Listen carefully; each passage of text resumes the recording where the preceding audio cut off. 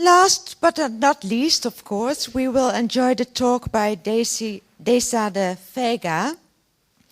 After graduating in international communication management, she started to work internationally in the Middle East, and quickly she became aware of three personal forces, and she will tell us about it as three gifts to us, three insights she wants to share with us to make us clear how we can contribute to a social world. And these three forces are passion, vision, and ability to act towards a more sustainable society. And she wants to use her voice and her inspiration to let people discover what are your authentic forces to bring about personal and social change. Well, I think that's an important question to end with the talks of this afternoon. So I give the floor to Desa de Veiga.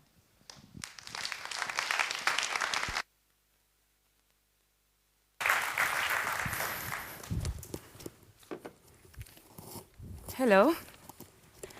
How are you today? Good. Number 18. It is a pleasure and a great excitement to be here. And first of all, I would like to say my name is Desi de Veiga. There's some little errors here and there, but that's, the process we go through trying to get it right. I'm here to share with you a journey I have been through. A journey where I gained insights. Sometimes I call them forces, sometimes I call them gifts. But I think I need a thing first. Yeah. Okay. How do I use it? Just press to the right or to the left. Okay, I can do that. So the three things are, for me personally, notes from the heart. And why do I want to share this with you? I mean, we've been here listening all day to the point of social change, how we can do it, how some people have done it. And my wish for today is that you will become more aware of the personal power that you hold to create that social world we'll be talking about today. Because talking is nice. I mean, it's my passion. I speak a lot. But doing is even better. So I sincerely hope that the journey I've been through will also mean something to you. So I will first tell a little bit about me. So obviously I'm a woman. I'm 27 years old. And I was born and raised here in the Netherlands. My parents are from Cape Verdean roots. And 5 years ago, I graduated for my bachelor in international communication management. And I thought, yes, I've made it. I thought, yes, this is it. Because we have here in the Netherlands this thing about if you graduate, and also from my culture, if you graduate, you're doing well. So it turned out that I didn't do too well as I thought, because it was very difficult for me to find a job. And I thought it was the right thing to do. When you graduate, you go and look for a regular job. Well, I didn't find a job because I had no experience, or at least not enough. And I was like, yeah, duh, I just graduated, but I have study experience, I have social skills, I'm a great learner. Doesn't that count? Nope, it didn't count. But the good thing of it is that's exactly where the journey to becoming a social entrepreneur for me started. So what was the first tool for me to learn about what part I should play? Was the ability to act. I just sat down and I was like, okay, what do I want to do? And I was like, well, I've studied international communication management, so obviously I would want to go abroad. So I decided to broaden my horizon, take a leap of faith, and I applied for a job as an international media consultant. And I got hired too. I didn't expect that one because I was used to not having enough experience. So I was able to act by applying in English. I actually was sent to Abu Dhabi in the Middle East. I had to work with people from different cultures. I had to network on a high level. I have to interview people. It felt very natural. But I would like to share with you that these are abilities. And you've been here all day listening to speakers speaking in English. It's an ability. Like the abilities, your natural talents, those are things that you don't even think about. They come very natural. And that says something about the ability you have to act and what your part is to create that social world.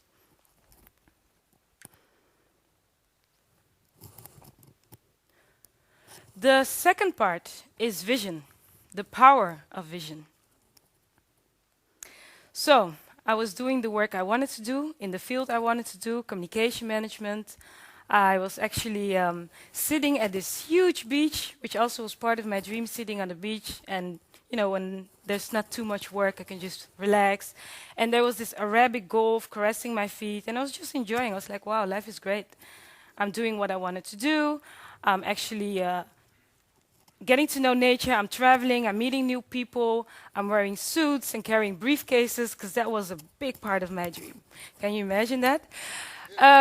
But hey, power of vision, it happened. And then I just sat there and I was like, okay, so this is nice. But if I look at the people back home, they were worried, in a hurry, sometimes even unhappy, mostly about finances or about the job or the lack of having a job because they just graduated. Like there were a lot of things happening back home. And I was in that situation too, but I was able to get myself out of it. And so on the surface, everything seemed all right. I'm sitting there and I'm enjoying, but all of a sudden someone said it before, this uncomfortable feeling just rose within me. And I was like, what's wrong with me? I mean, why would I not be happy right now? And this little voice inside said, you are here all by yourself. I mean, it was a huge beach, indeed. But I was there all by myself. So I was wondering the questions that I think it was Wouter spoke about before. What is the point of life? Why am I doing all this? And if this is all to life, is it for me alone? So in that moment, I created a new vision. I decided that I wanted to be able to use my experience and be of service to others to find their gifts and to find their purpose. Because I was able to hear and listen to my heart. I was able to act upon it. I will tell you later also more what I did with it. And I've been able to find my purpose in life, which is to contribute to the personal development of people, which I find is the most important in life, so they become happy and peaceful. So I was aware of this abundance. There's beauty. You can be free if you want to be. You can go everywhere. You can talk to anyone, and it felt so easy. But I just felt that people around me were so negative. They were seeing half-empty glasses all the time. They were in a box, and they gave me the sense that meaning of life was being stuck. And that was not the worst part for me. The worst part for me is that they were not even trying to get unstuck. They were just waiting and waiting. But what is it that you're waiting for? Probably you get tired of waiting and go back to sleep. So I would like to end the part of vision. Oops, too quick. The power of vision with a quote I read somewhere. Those who look outside dream. Those who look inside awaken. Because in my journey of going with people on a journey like a world ambassador, that's how I saw myself. I want to be an ambassador and show people abundance in this world. I was like, it's not about what's out there. It's mostly about what's in here. Because when you change yourself first, the society changes along with you. So, what is it about this particular... Wait, Nope. I'm missing a slide here, but... Okay. It will come back later. So what is it about this particular decision that was life-changing for me? Because we take decisions all day. What to wear, what to eat, what to not eat. But sometimes also more complex decisions, like which study will I choose? Will I listen to my heart, or am I listening to my parents? Will I save for that house, or am I going on that journey? So this one is that it was something from deep within. It was a sense of I just wanted to share my passion with people. And I started to talk to people about my idea of how I wanted to create communication concepts to inspire people, especially young ones, to look within and find their forces to contribute to a better world. So then it was a friend's friend who actually came to me and said, so why don't you start your own business and provide a service then? I was like, what? Me?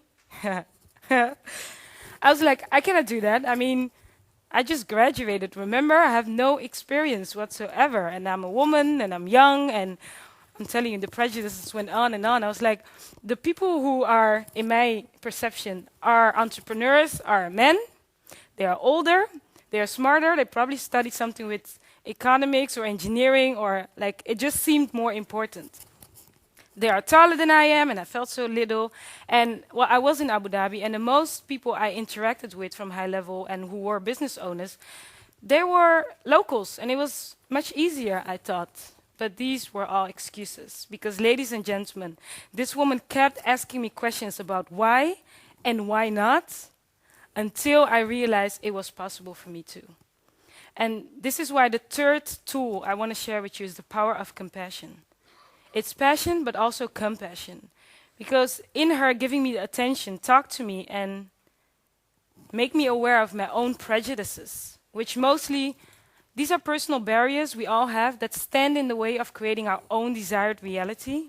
I mean, I know human race is a bit foolish, but if you think about it, you want something yourself and you yourself stop yourself. And this is the power of the other human being who showed me my own foolishness. And the beautiful part is once I decided to share with more people my ideas, it was actually the men, older men, smarter men, the taller men, the local men who shared their experience, their wisdom with me, who've taken me with them on their journey.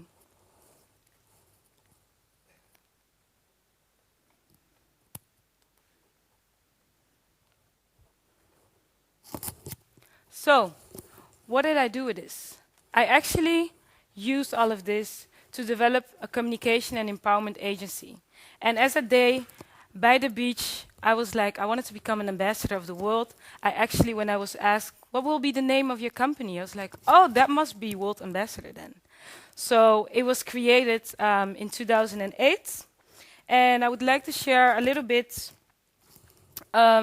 what I've done with it, because I was inspired by many people. I was inspired by writers, by entrepreneurs, by other speakers. Like everyone inspired me in a way. So I decided that one of the most important elements of my communication empowerment agency should become empowerment workshops. So I've been doing a lot of empowerment workshops, especially for young people. And actually, one of the things I do, I go with a mirror and I make sure they look into the mirror and see themselves with positive traits. So they put like positive traits, and then they have to actually say to themselves that they are beautiful, that they are able, that they are visionaries, that they are worth it, basically. And I also do empowerment workshops in the end where they have to have this wooden table and they have to actually break through their fears. So this I did because I've seen how much it helped me, people taking me on a journey and just believing in me and what I wanted to do. Because I never realized the power of compassion for professional development. The second thing I did is I developed a project called Heart Initiative, because I too saw, okay, if I'm looking around me and I'm seeing that people are very much worried about we are using up world's resources, but we're also more lonely. So I decided, a little bit like Van Harte, I feel very much inspired by what you do, because at Heart Initiative, I've done it for 3 years now.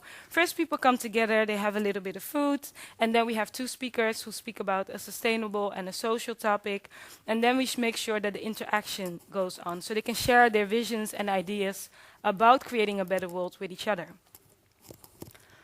Another project I've been involved in for the last 2 years is called One Young World. And One Young World is a project where young leaders and experienced leaders such as Desmond Tutu, but also Bob Geldof, Prince Akon, Clarence Seedorf, and many more. But also there were like 1,200 young people who are part of One Young World per year. And it's been for 2 years now. So I'm an ambassador for One Young World, and it has been an opportunity for me to actually hear and see that even if I'm that small little girl, there are these big men again who still believe and want to share their experience with you. Because at the end of the day, we're sharing one goal, right? And one of the other things I do, I work with a lot of partners on several projects. And this is me in South Africa. I just actually came back 3 days ago from South Africa. And that's the fun part as well about being a social entrepreneur, because I was invited to go to South Africa and learn more about this African philosophy, which is called Ubuntu. Ubuntu is about the interconnectedness between people. And the beautiful thing is that we went to South Africa to learn, and we don't have this idea from last century when we had to go and teach them. No, each one teach one. Which actually happened also, each one teach one, at the Robben Island, I was taught last week. So, this is my part, but obviously I'm not going to leave here without asking you what will your part be. And when you look at vision, passion, and ability to act, if there is a car accident, for example, and everyone's around it, everyone sees different parts. If you're a journalist, you're looking for the juicy stuff. If it's your family, you're crying because you want to see if the person who's there is all right. So when you see different things, I mean, who sees a duck here? Okay. And who sees a rabbit?